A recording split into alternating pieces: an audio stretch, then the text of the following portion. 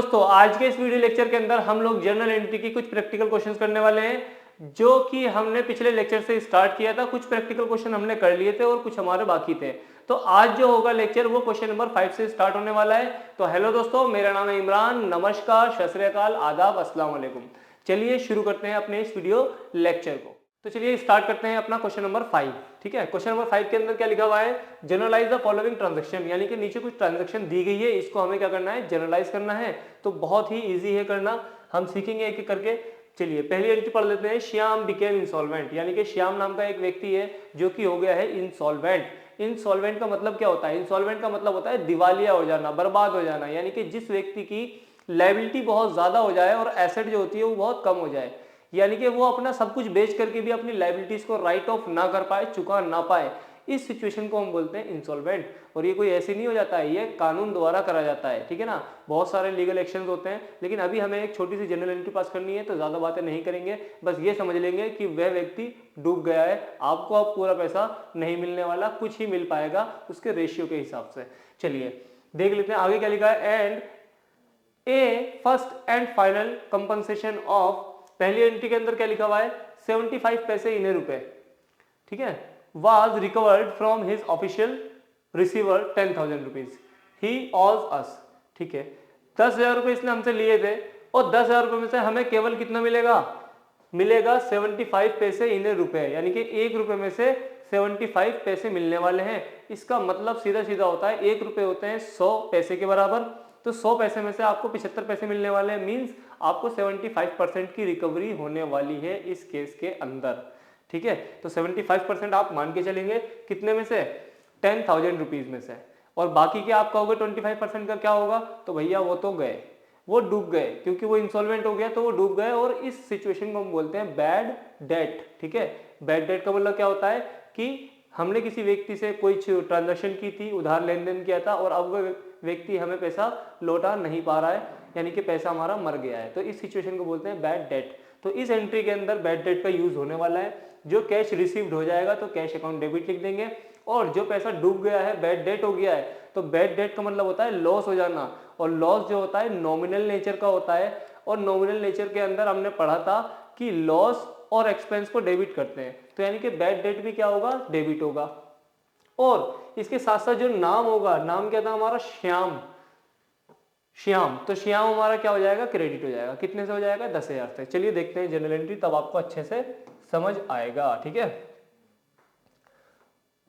चलिए देख लेते हैं अपनी जनरल एंट्रीज कैसे बनने वाली है। ठीक है, तो पहली एंट्री है ये आपकी, तो कॉन्ग्रेचुलेशंस। सबसे पहले आप क्या लिख दोगे? Cash account debit. आपको कैश प्राप्त हुआ है, लेकिन इसके साथ साथ पैसा मर भी गया है आपका, तो वो भी क्या हो जाएगा? Bad debt account also debited, वो भी डेबिट कर देंगे हम। ठीक है ना, इसके साथ साथ जो खाता क्लोज होगा किसका हो जाएगा? To Shyam account. अब अमाउंट था हमारा 10,000 रुपए का, तो श्याम का खाता बंद होगा 10,000 रुपए से। लेकिन कंडीशन ये है कि 10,000 में से आपको जो पैसे की रिकवरी हुई है केवल 75% की ही हुई है दोस्तों। तो इसका मतलब ये है कि 75% कैलकुलेट करने के लिए आप क्या करोगे? 2 जीरो से 2 जीरो कैंसिल कर दोगे, और 75 बन जाए 75, यानी कि 7,500 रुपए ही प्राप्त होंगे आपको। बाकी का पैसा क्या हो जाएगा? आपका डूब जाएगा। तो इस केस के अंदर हम क्या करेंगे? 7500 आपका डेबिट हो जाएगा, और बचा हुआ है आपका 2500, वो क्या हो जाएगा? हमारा बैड डेट हो जाएगा, यानी कि मर जाएगा, 2,500। ठीक है ना, अब आपको कैसे निकाला? तो भैया 10,000 में से आप क्या कर देना? माइनस कर देना 7,500, तो आपका कितना बच जाएगा? 2,500 बच जाएगा। ये हो जाएगा आपका बैड डेट। इसके साथ साथ हमें एक नरेशन भी लिखनी होती है, हमने बहुत सारे क्वेश्चन के अंदर डिस्कस कर लिया है, तो मैं इस वीडियो लेक्चर में नहीं बताने वाला हूँ, क्योंकि हमें जल्दी जल्दी बहुत सारे क्वेश्चंस करने हैं। जो भी एक्टिविटी हुई है उसे आप अपने शब्दों में बीइंग लिख करके लिख सकते हैं। ठीक है ना, चलिए तो पहली एंट्री आपकी हो जाती है कंप्लीट। अब देख लेते हैं अपनी सेकेंड एंट्री। तो चलिए अब देखते हैं अपनी सेकेंड एंट्री। सेकेंड एंट्री में क्या लिखा है जी? रिसीव्ड कैश, पैसा प्राप्त हुआ है फॉर बैड डेट्स, वाह, रिटर्न ऑफ लास्ट ईयर, यानी कि पिछले साल एक व्यक्ति ऐसा था जिसे हमने मान लिया था कि भाई बैड डेट हो गया, यानी कि वह व्यक्ति जो एक डेटर है जो मुझे पैसा देने वाला था, उसने पैसा नहीं दिया था पिछले साल, वो कहीं गाँव वाँव भाग गया होगा बिना बताए, तो हमने मान लिया कि मेरा पैसा मर गया है। लेकिन अनफॉर्चुनेटली वो इस साल वापस आया और उसने कहा कि ये लीजिए सर जी आपका पैसा, मुझे तो आपके साथ बिजनेस दोबारा चालू करना है। वो तो मैं किसी काम से गाँव चला गया था, इसीलिए मैं आपको इन्फॉर्म नहीं कर पाया था, तो आपने अपनी बुक्स में मुझे बैड डेट मान लिया कि मैं पैसा नहीं दूंगा, लेकिन ये लीजिए आपका पैसा। तो ये तो बहुत खुशी की बात है, आपको आपका पैसा मिल रहा है। तो इस केस के अंदर हम जर्नल एंट्री क्या बनाने वाले हैं, तो सीधी सी बात है, कैश आपको मिला है तो कैश तो अकाउंट डेबिट होगा। और दूसरी चीज क्रेडिट क्या होगा, तो क्रेडिट अभी आपने जो एंट्री देखी थी उसमें हमने बैड डेट को क्या करा था, डेबिट करा था, हमने लॉस मान लिया था। अब वही लॉस आपका क्या बन गया है, गेन हो गया एक तरीके से, ठीक है, रिसीव्ड हो गया है पैसा, तो उसी को हम कर देंगे क्रेडिट। लेकिन इस बार एक वर्ड चेंज कर देंगे, इस बार बैड डेट से नहीं करेंगे, इस बार हम लिखेंगे बैड डेट रिकवर्ड। रिकवर्ड मतलब वापस मिल गया है। तो चलिए जर्नल एंट्री देखते हैं, अमाउंट देख लेते हैं कितना है, 5000 रुपीज का है, बहुत बढ़िया। चलिए अब हम देख लेते हैं अपनी अगली एंट्री, ठीक है ना। सेकेंड एंट्री है आपकी, आपको कैश मिल जाएगा तो आप लिख दोगे कैश अकाउंट डेबिट, ठीक है, कितने से, कैश मिल गया आपको 5000 रुपए का, मुबारक हो। इसके बाद में हम क्या लिखेंगे, to bad debt recovered account, ठीक है ना, रिकवर्ड अकाउंट, ये भी कितना आ जाएगा जी, 5000 रुपए से आ जाएगा। और यहाँ पे बीइंग तो आप स्मार्ट हो लिख ही लोगे, ठीक है ना, बीइंग में आप क्या लिख दोगे, बीइंग कैश रिसीव्ड फ्रॉम जो भी नाम था इसका उससे, ठीक है ना। या हम ये भी लिख सकते हैं being bad debt recovered amount लिखने की जरूरत नहीं होती बीइंग के अंदर, ठीक है, इस तरीके से आप बना के लिख सकते हैं। ये आपकी सेकंड एंट्री हो जाती है कंप्लीट। इसमें कोई डाउट हो तो आप कमेंट कर सकते हैं। कुछ नहीं करा है, बैड डेट को हमने क्या कर लिया था, पहली चीज तो ये, इसे बैड डेप्ट नहीं पढ़ना है, बी साइलेंट होता है, इसे पढ़ेंगे बैड डेट, ठीक है ना। तो पिछली बार हमने इसे डेबिट करता है, इस बार क्रेडिट कर देंगे, लेकिन एक वर्ड चेंज कर देंगे, रिकवर्ड वाला, बस सेम था, कोई दिक्कत वाली बात नहीं है। अब देख लेते हैं अपनी अगली एंट्री। तो चलिए अब देख लेते हैं अपनी अगली एंट्री यानी कि थर्ड एंट्री। थर्ड एंट्री में क्या लिखा है जी, लिखा है बहुत छोटी सी एंट्री है, लिखा है रेंट ड्यू टू लैंडलॉर्ड, ठीक है। लैंडलॉर्ड किसे कहते हैं, मकान मालिक को, जमींदार को, ठीक है, जिसकी जमीन होती है। कितने रुपए, 8000 रुपए, ठीक है, कोई दिक्कत वाली बात नहीं है। लेकिन यहाँ पे लिखा है रेंट ड्यू, यानी कि आपने रह तो लिया है लेकिन अभी पैसे नहीं दिए हैं, तो भैया वो तो हो गया आपका आउटस्टैंडिंग, चलो कोई बात नहीं। एंट्री क्या बनेगी हमारी, 8000 रुपए से बनेगी एंट्री, ठीक है ना। मैं आपको बना के दिखाता हूँ कैसे बनेगी, ठीक है ना। ये आपकी हो जाएगी थर्ड एंट्री। सबसे पहली बात, एक वर्ड आया रेंट, तो रेंट जो होता है वो होता है हमारा एक्सपेंस यानी कि खर्चा, वो होता है नॉमिनल नेचर का। नॉमिनल में जो खर्चे होते हैं यानी कि एक्सपेंस और लॉस होते हैं उसे डेबिट करते हैं, तो यहाँ पे रेंट अकाउंट क्या हो जाएगा, डेबिट हो जाएगा, समझते हो कि नहीं। तो रेंट अकाउंट क्या हो जाएगा, डेबिट हो जाएगा। अब आप कहोगे सर जी यहाँ पे कैश वैश तो गया नहीं है, तो क्रेडिट किसे करें, तो क्रेडिट किसे करेंगे, क्रेडिट करेंगे टू रेंट आउटस्टैंडिंग, ठीक है ना, आउटस्टैंडिंग अकाउंट। कितने से हो जाएगा जी, 8000 से ये डेबिट हो जाएगा और 8000 से ये क्रेडिट हो जाएगा। अब आप कहोगे जी ये और बता दीजिए ये आउटस्टैंडिंग आया क्यों, तो आया यूं क्योंकि ये एक आपकी लायबिलिटी हो जाएगी जो आपने अभी पे नहीं करी है, लायबिलिटी आपकी बढ़ गई है, लायबिलिटी के बढ़ने को भी हम क्या करते हैं, क्रेडिट करते हैं, ठीक है ना। तो टू रेंट आउटस्टैंडिंग अकाउंट आपका क्या हो जाएगा, क्रेडिट हो जाएगा इस केस के अंदर। अगर इसके साथ साथ कुछ और वर्ड होता है जैसे सैलरी होता है, सैलरी आउटस्टैंडिंग होती, तो उस केस के अंदर भी हम यही लॉजिक अपनाते हैं, सैलरी अकाउंट डेबिट होता है, टू आउटस्टैंडिंग सैलरी होता है, ठीक है ना। तो अभी हम करने वाले हैं और भी क्वेश्चन, इसे आप नोट कीजिए, बीइंग में आप लिख लेना, ठीक है ना। चलिए देखते हैं हम अपनी अगली एंट्री।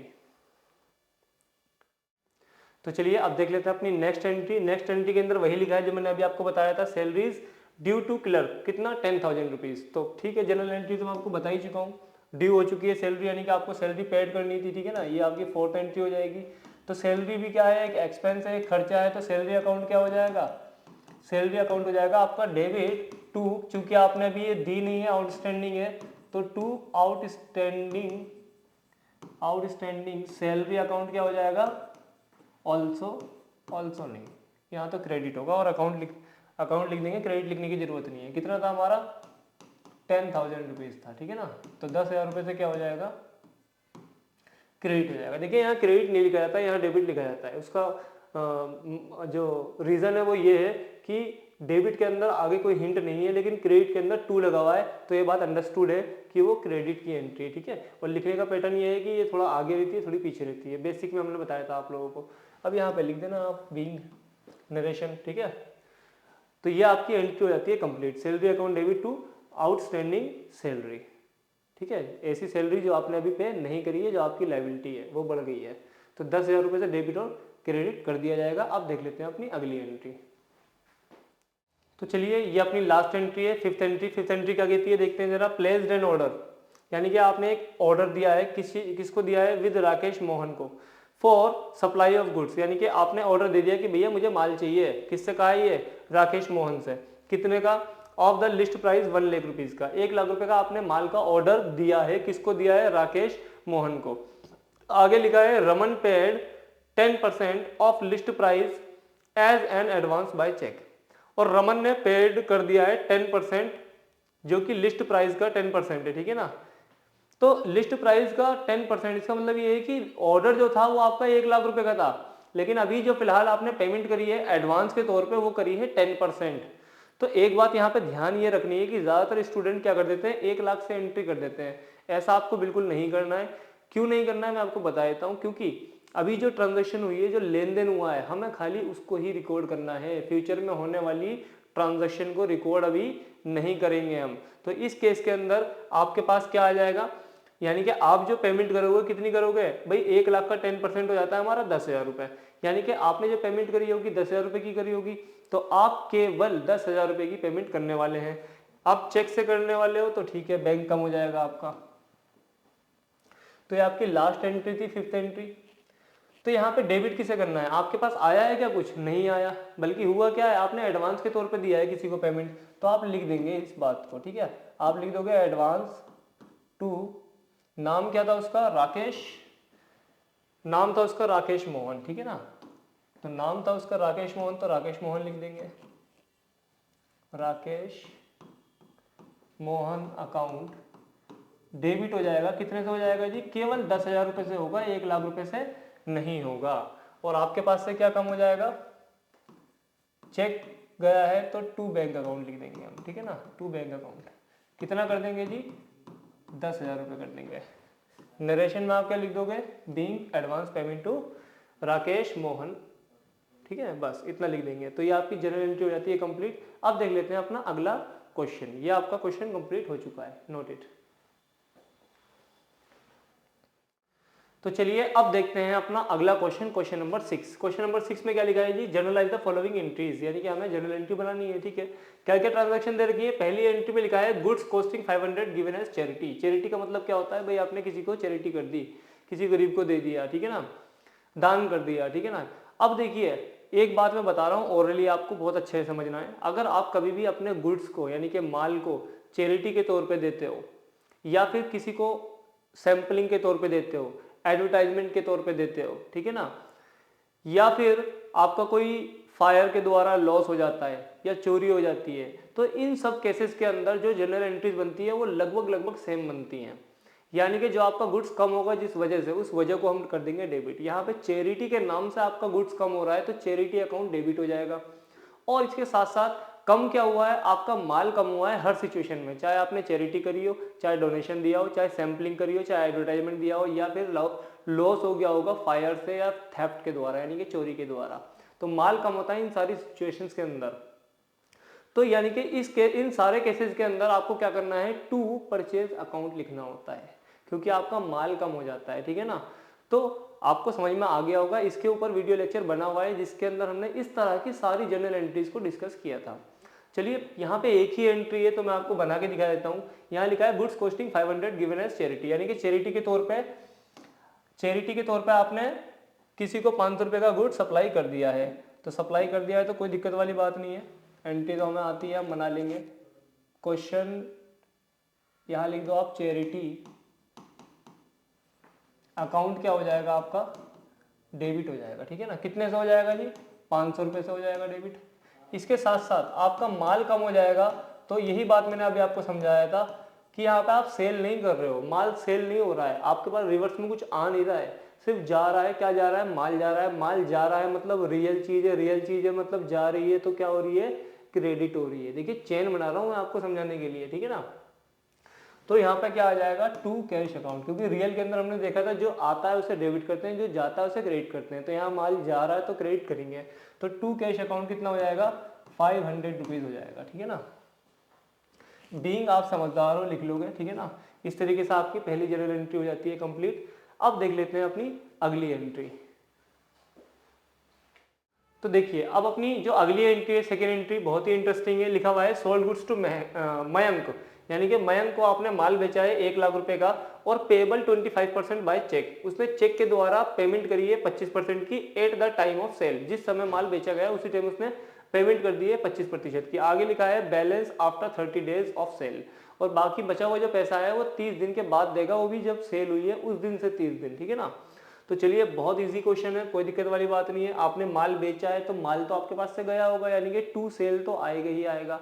आपके पास आया क्या है, आपके पास आया है केवल 25%, जो नहीं आया वो 30 दिन के बाद आएगा, तब तक के लिए वो डेटर हो जाएगा। नाम क्या है, नाम ध्यान रखेंगे मयंक, ठीक है।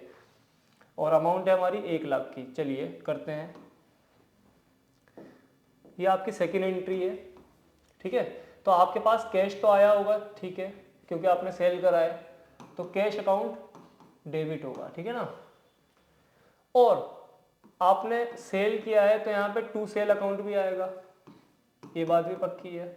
लेकिन सेल जो करा है वो आपने कितने का करा है, 1 लाख रुपए का करा है। माल जो गया है वो कितने का गया है, 1 लाख रुपए का गया है, जबकि 25% ही पैसा आया है। तो 1 लाख का 25% कितना हो जाएगा, 25,000 ही हो जाता है, ठीक है ना। कैसे निकालेंगे आप, निकाल के दिखा देते हैं आपको, ठीक है ना। 1 लाख का 25%, ठीक है ना, 1 लाख का 25%, ठीक है। किसी भी परसेंटेज को निकालना है तो ऊपर लिखना है डिवाइडेड बाय 100, 2 जीरो से 2 जीरो कैंसिल हो गई, 25 वन जा 25, 3 जीरो यानी कि 25,000, 25,000 रुपीज़ ये आपके पास कैश के तौर पे आए होंगे। तो कैश अकाउंट डेबिट हो जाएगा, कितने से हो जाएगा हमारा, 25,000 रुपये से हो जाएगा। जो पेमेंट नहीं आई है वो आएगी 30 दिन के बाद, तो तब तक के लिए मयंक हमारा हो जाएगा डेटर। तो यहाँ हम मयंक अकाउंट डेबिट लिख देंगे, क्या लिख देंगे, मयंक अकाउंट डेबिट, क्योंकि हमारी एक एसेट होती है जो डेटर होते हैं, और एसेट के बढ़ने को हम डेबिट करते हैं, ठीक है ना। तो मयंक अकाउंट डेबिट हो जाएगा, कितने से हो जाएगा, डिफरेंस कितने का आ रहा है, 75,000 का, ठीक है। तो 75,000 रुपीज़ क्या हो जाएंगे, डेबिट हो जाएंगे। चाहो तो आप 75% निकाल लो, वही आएगा, ठीक है ना। तो इस तरीके से आपकी जनरल एंट्री हो जाती है कंप्लीट विद बीइंग, यानी कि नरेशंस, ठीक है ना। तो कंप्लीट हो गई। अब देख लेते हैं अपनी अगली एंट्री।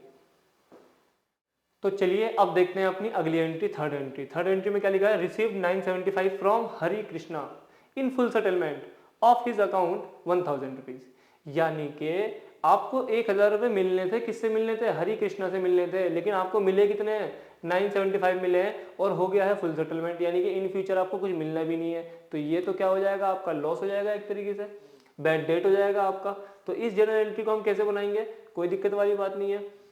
अब इस जनरल एंट्री को बनाने के लिए आप देख लीजिए अगला पेज। थर्ड एंट्री के अंदर आपको कैश तो प्राप्त हुआ है, ये बात तो सच है भाई, कैश प्राप्त हुआ है। तो कैश अकाउंट क्या हो जाएगा आपका, डेबिट हो जाएगा, कितना 975, ठीक है। 975 रुपये से आपका कैश क्या हो जाएगा, बढ़ जाएगा। लेकिन आपका एक लॉस भी तो हुआ है, क्यों, क्योंकि 1,000 रुपये मिलने थे, मिलने केवल कितने 975, तो जो डिफरेंस है 25 रुपीज़ का वो होगा आपका डिस्काउंट अलाउड। आपने उसे ऑफर दिया होगा कि भाई तू ऐसा कर, थोड़ा सा कम दे दे लेकिन दे दे आज, तो इसीलिए डिस्काउंट अलाउड क्या हो जाएगा हमारा, डेबिट हो जाएगा। डिस्काउंट अलाउड अकाउंट डेबिट हो जाएगा, कितने से हो जाएगा, 25 रुपीज़ से। और जो नाम था हमारा, यानी कि जो डेटर था वो हमारा खत्म हो गया है, उसका अकाउंट हम क्लोज कर देंगे।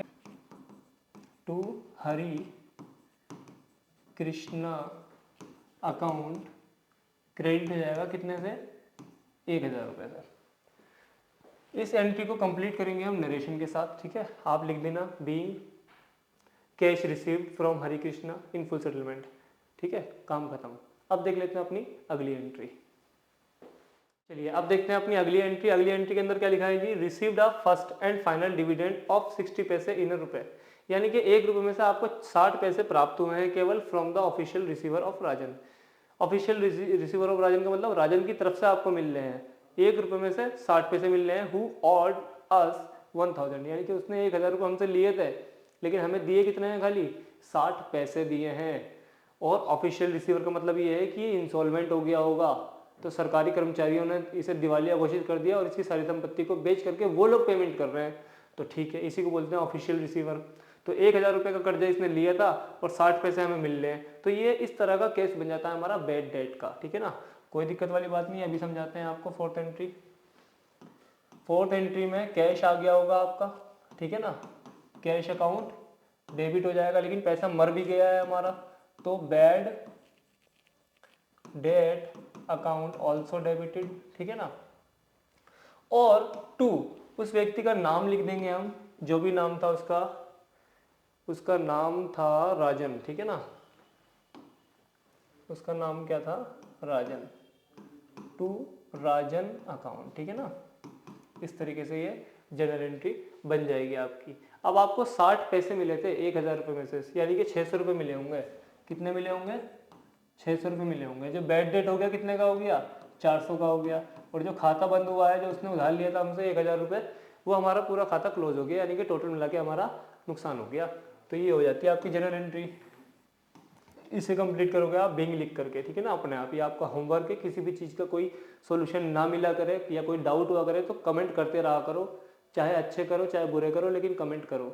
बुरे इसलिए कह रहा हूँ क्योंकि आप लोग कुछ कमियां निकालोगे तभी तो मैं इंप्रूवमेंट करूँगा, और ठीक है ना, क्योंकि अभी तो मैं अपना 100% दे रहा हूँ आपको समझाने में, लेकिन हो सकता है कि मेरा 100% आप लोगों के लिए 10% ही हो, ठीक है ना। तो इसीलिए कमेंट करते रहा करो, आपको समझ आ रही है चीज़ें या नहीं आ रही है, ठीक है।